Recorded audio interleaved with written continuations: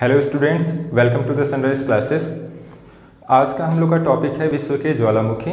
ये ज्योग्राफी का टॉपिक है और ये जो वीडियो है क्लास 11th एंड 12th दोनों के लिए है।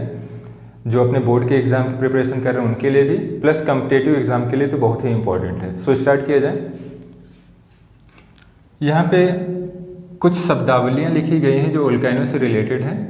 ज्वालामुखी से रिलेटेड शब्दावलियाँ से क्या क्या क्वेश्चन आए हुए हैं। जैसे कई कई क्वेश्चन आता है कि काल्डेरा किस चीज़ से संबंधित है।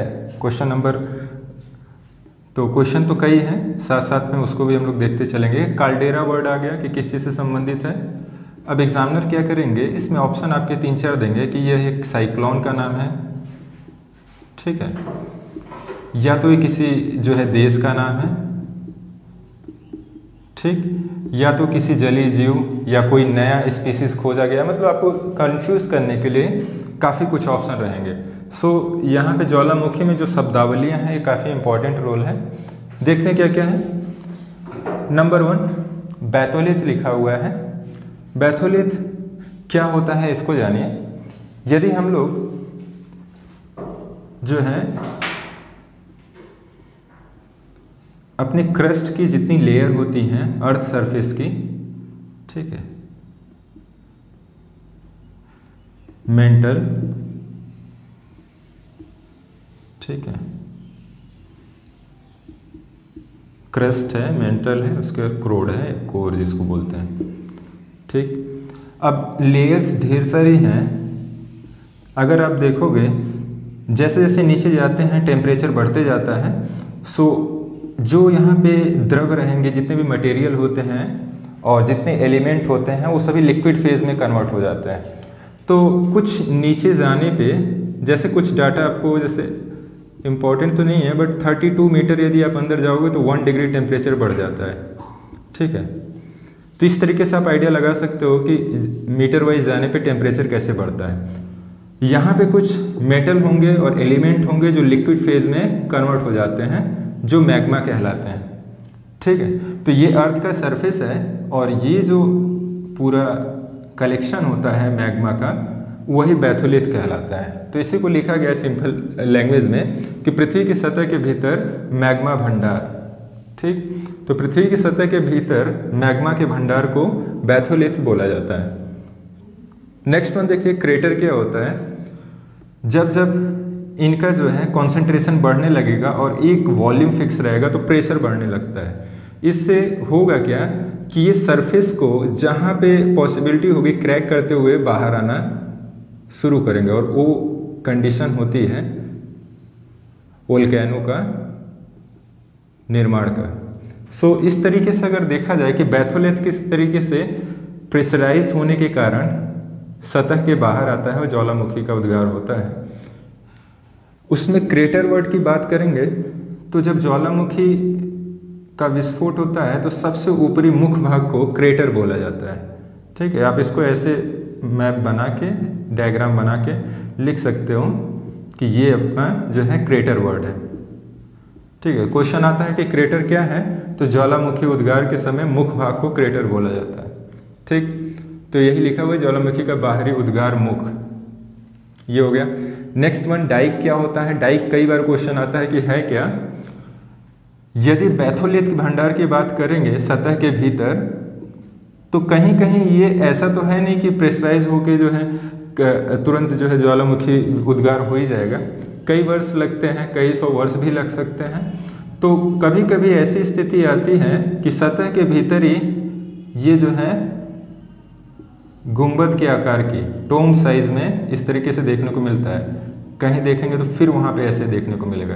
तो ये जो गुंबदाकार स्थिति आती है सतह के भीतर, उसी को डाइक बोलते हैं, ठीक है। तो यहाँ पे लिखा हुआ है पृथ्वी की सतह के भीतर मैग्मा की गुंबदाकार आकृति को डाइक बोलते हैं, ठीक।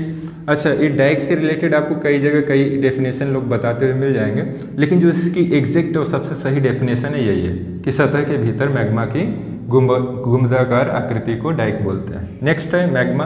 मैग्मा हम लोग जनरली जानते हैं कि पृथ्वी की सतह के भीतर जितने भी मेटल एंड मटेरियल्स हैं उनका लिक्विड फेज ही मैग्मा कहलाता है। सो ये आपको अंडरस्टूड है। लावा क्या है, जब ज्वालामुखी उद्गार हो जाता है और मैग्मा बाहर आके ठोस अवस्था में कन्वर्ट हो जाता है तो उसे लावा कहते हैं। ठीक, तो कभी कभी क्वेश्चन आता है लावा किस अवस्था में होता है, लिक्विड की सॉलिड फेज, तो आप बोलोगे कि सॉलिड फेज में लावा होता है। इसके अलावा जो सबसे इंपॉर्टेंट क्वेश्चन में से एक है काल्डेरा क्या होता है, इसको ध्यान दीजिए। ज्वालामुखी जो कई वर्ष पुराने हो जाते हैं, कई 100 वर्ष हो चुके हैं, उन ज्वालामुखी की स्थिति कुछ इस प्रकार से होती है कि कई वर्षों बाद ये क्रेटर किसी वजह से यदि नीचे धंस जाए, ये नीचे चला जाए, तो अगर आप देखोगे तो कुछ इस तरीके से आकृति बन जाती है। ये यहाँ पे ये जो क्रेटर था ऊपर, ये किसी तरीके से जो है धंस जाता है नीचे के साइड, और इस तरीके से बाहर जो है ये पानी भर जाते हैं, कई जगह विशाल झील का निर्माण हो जाता है। तो ऐसी जो आकृति है इसको बोला जाता है काल्डेरा। ठीक है, तो काल्डेरा क्या है, इसका बेसिक डेफिनेशन यही है, जब क्रेटर नीचे धंस जाए, और ये स्थिति तभी आती है जब बहुत पुराने ज्वालामुखी की हम लोग बात करते हैं। तो जो बहुत पुराने ज्वालामुखी हैं उनमें क्रेटर जब नीचे धंस जाता है तो काल्डेरा का निर्माण होता है।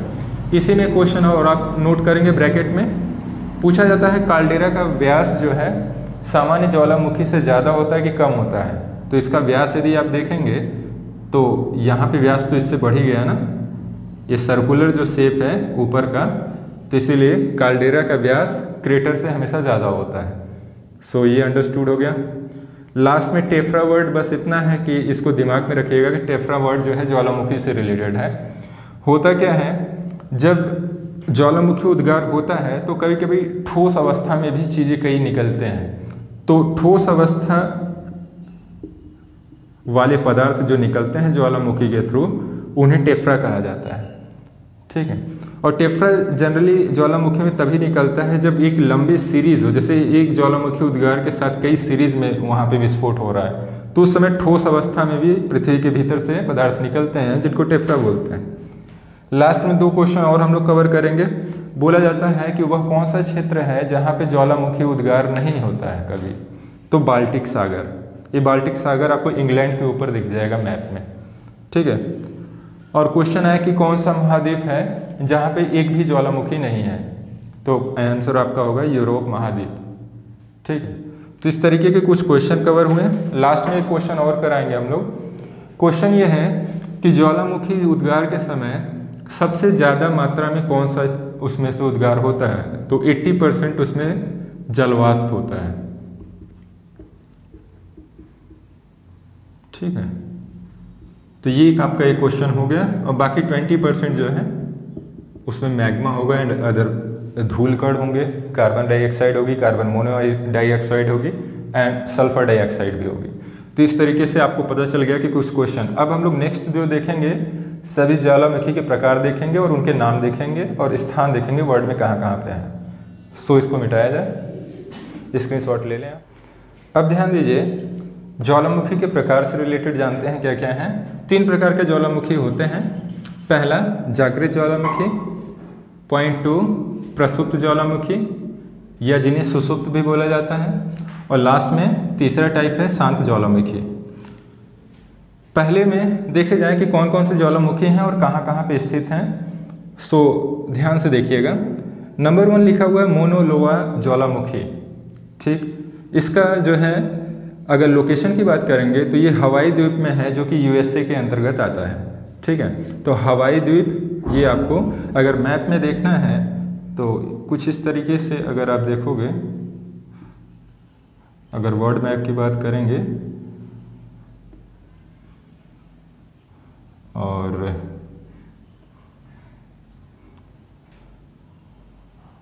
तो वर्ल्ड मैप में हवाई द्वीप जो है, इसके अलावा और भी जितने हैं हम लोग कोशिश करेंगे कि कवर कर लें।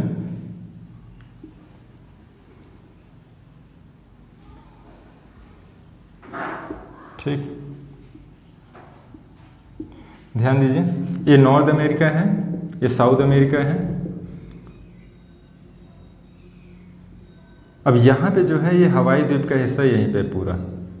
ठीक है। अंतर्राष्ट्रीय तिथि रेखा के बारे में वीडियो नंबर 1 ज्योग्राफी में देख लीजिएगा, उसमें जो है दिखाया गया है कि अंतर्राष्ट्रीय तिथि रेखा किस तरीके से अपने रास्ते में फ्लक्चुएट की जाती है। उसका रीज़न यही है कि बीच में जो कंट्री पड़ती हैं उनका, तो ऐसे ही आपको हवाई द्वीप यहीं पे मिलेगा मैप में, नॉर्थ अमेरिका का हिस्सा है। इसके बारे में ये सबसे विशाल ज्वालामुखी है, मोस्ट इम्पॉर्टेंट क्वेश्चन। विश्व का सबसे विशाल ज्वालामुखी कौन सा है, ये क्वेश्चन आए तो आप मोना लोआ टिक मार्क करोगे। नेक्स्ट क्वेश्चन हवाई द्वीप में ही है, यह है किलायू ज्वालामुखी। इसके बारे में अगर और स्टेटमेंट है तो ये विश्व का सबसे सक्रिय ज्वालामुखी है, सबसे सक्रिय। तो ऊपर के दोनों जो पॉइंट हैं दोनों बहुत ही इंपॉर्टेंट हैं,